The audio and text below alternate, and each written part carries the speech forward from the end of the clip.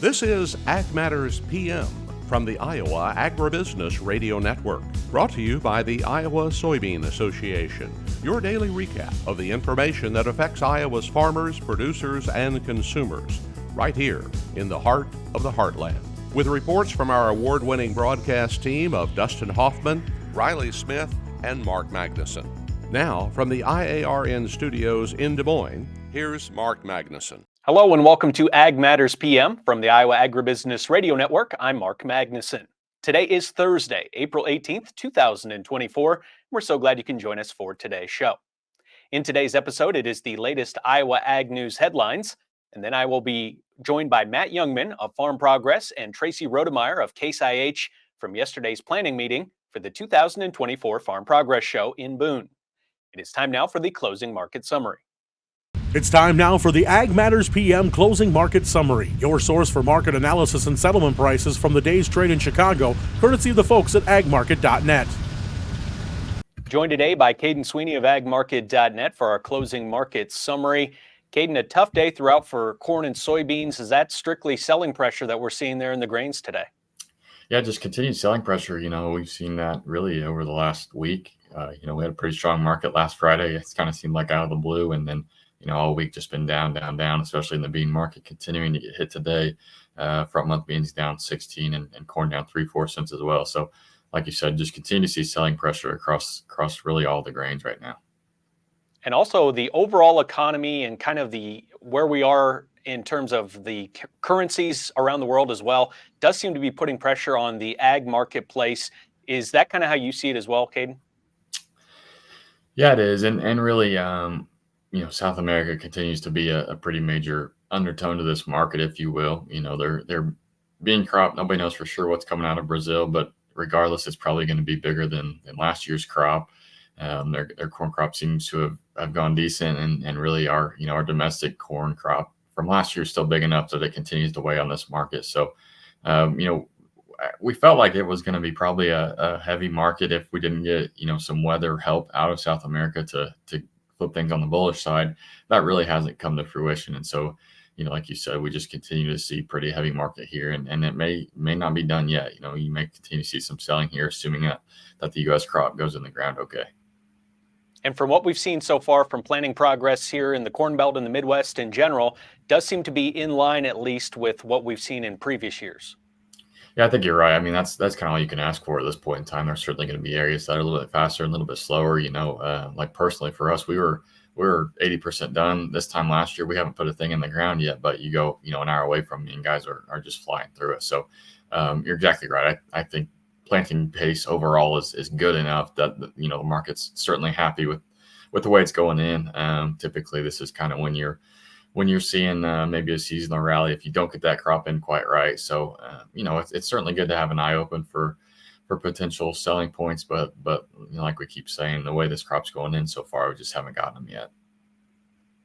Let's switch over to the other side of the ag marketplace in the livestock complex. At the very least, we had some more green on the screens with the livestock side. What did we see there, Kaden? Yeah, hog market, I'll start there just because it's been, pretty volatile. It was down a couple of dollars early and then found long-term resistance that held, and it's going to close back up, almost $1.50 off of the lows there. And then the cattle market still green on both sides, back out about even, I guess, and feeders up to 225. So, compared to the grain, certainly a better outlook there, and we'll take it. But overall for me, the hogs holding that resistance, I think that's certainly a good sign. If you're a hog producer, I think you want some puts there at that 101 area on June. That's the pretty major level right now that held today.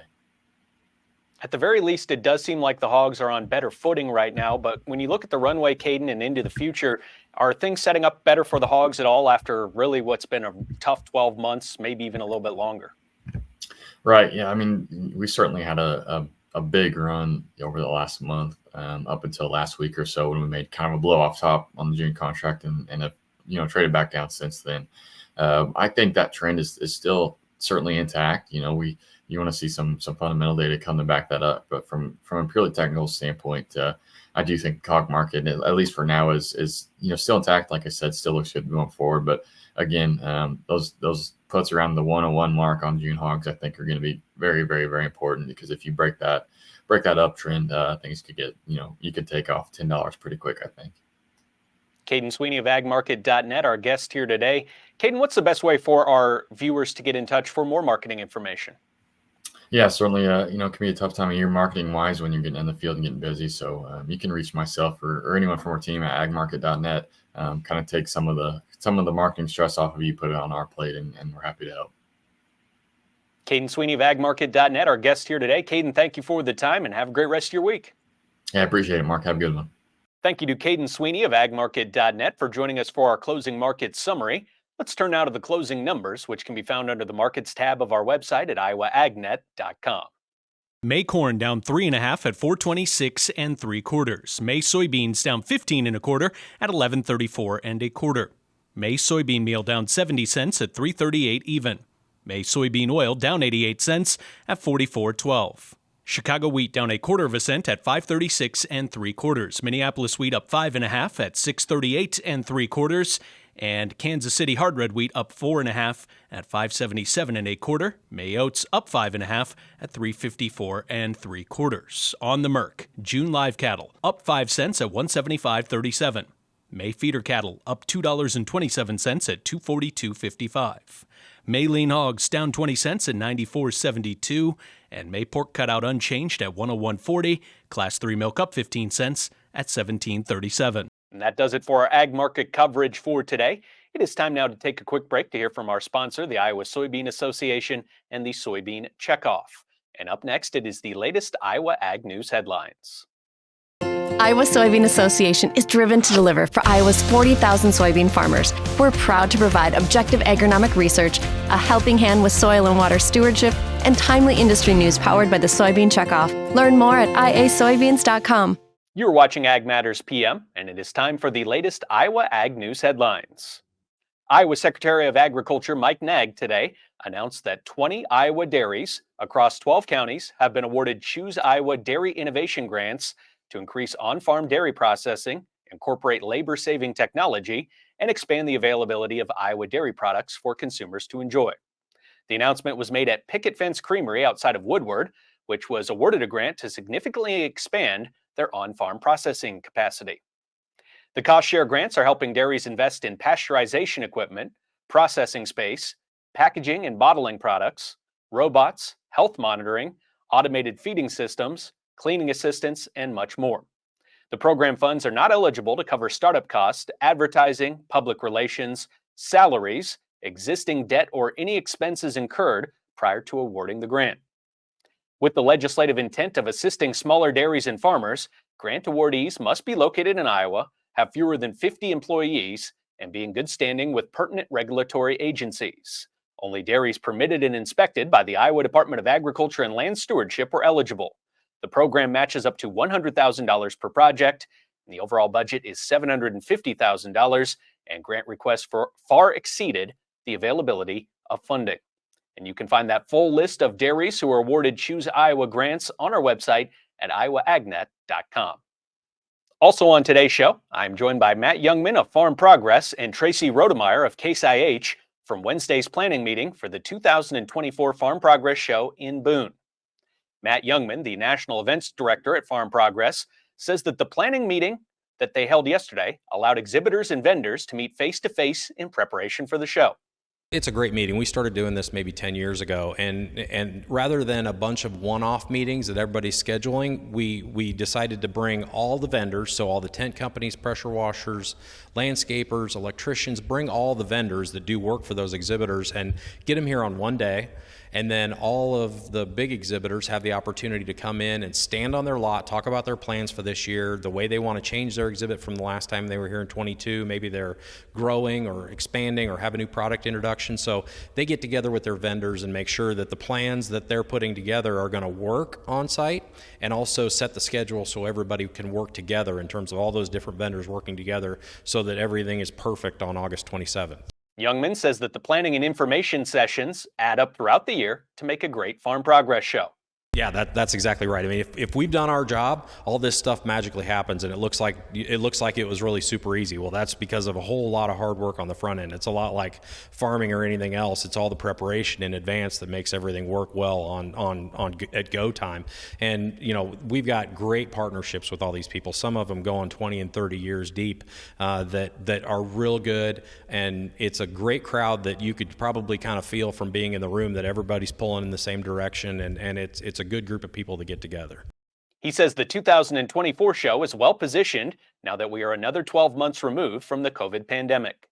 The shows, we were able to have a show in 2021, and that obviously was impacted by COVID. And the last time we were here in 2022, there was still some COVID impacts and maybe not quite as much international travel, not as many international exhibitors, and maybe some folks that just didn't feel comfortable coming out. And, last year in 23, we were pretty confident that COVID was pretty well over. And now as I'm working through the process of filling up the exhibit field, we can confidently say that this is going to be, we are back to pre-COVID levels and starting to beat things that we did back then. Jungmann says that international interest in the show is growing every year. I have a friend in Brazil who says that, Farm Progress has as good a brand recognition in the corn and soybean regions of Brazil as it does here in the Midwest. And so, and that's a little bit hard to believe, but pretty cool to be a part of that. And so, yeah, all the technology is unveiled here that's being used around the globe. And so whether it's somebody who is a service provider to one of those OEMs, or it's somebody who has a product that is applicable here in the Midwest, we're seeing a lot of companies take their step into the United States by exhibiting at the Farm Progress Show. In 2022, uncooperative weather did not allow for field demonstrations at the show site in Boone. This year, the field demonstrations will be back for Farm Progress 2024. That is exactly right. 2 years ago when we were here, we weren't able to have field demonstrations, primarily because we didn't get the corn in the ground until May 19th. Well, here we stand in middle of April, and the corn is in the ground, and I went out and dug one up, and the sprout's about an inch and a half long. And so, yeah, we couldn't be sitting any better when in terms of field demonstration corn. And Matt, you're a farmer yourself. Did you help out there? I did not. I was keeping close eye on it, though. I was following right along, but at the same time, we were planting beans in Western Illinois. He was in a supervising capacity, we will call it. Traci Rodemeyer is the brand marketing manager for Case IH, and she says this is the first time she's involved in coordinating a Farm Progress Show exhibit for Case IH. Today was a big day of learning for me, but really I would summarize it by saying opportunities. What are the opportunities for the 2024 Farm Progress Show? And gosh, there's so many that I'm excited about, but yeah, it's really just talking to other vendors and exhibitors, really about that experience. What do we want farmers to walk away from Farm Progress Show? How do we want them to feel? What do we want them to know? How do we get them excited? So a lot of just brainstorming and talking about opportunities. In a 2022 post-event survey from Farm Progress Show, 90% of attendees indicated that they attend the show in order to see the newest products and farming practices. Rodemeyer says that is top of mind when preparing for the show this August. I learned a lot about all of the opportunities to we call it, get that experiential butts and seats, right? So we talked about ride and drive opportunities. We talked about the field demo opportunities, all of the opportunities for new sponsorships. One that I'm really excited about is something we're exploring for women in ag content and really highlighting influential women in ag. So it's really about, that experience for what we want customers to walk away from and some new and cool opportunities that are coming to 2024. Farm Progress 2024 will be held in Boone, August 27th through the 29th. Thank you to Matt Jungmann with Farm Progress and Traci Rodemeyer of Case IH for joining today's show. And that brings us to the end of today's episode. You can find all of our content on our website at iowaagnet.com. You can also follow us on Facebook, X, LinkedIn, and TikTok. And you can find our video content and previous episodes of AM/PM on our YouTube channel. Don't forget as well our free morning, midday, and closing market podcast on Apple, Amazon, Google, Spotify, and Podbean. From the Iowa Agribusiness Radio Network studios in Des Moines, I'm Mark Magnuson. On behalf of Riley Smith, Dustin Huffman, and Andy Peterson, we thank you for watching. This has been Ag Matters PM.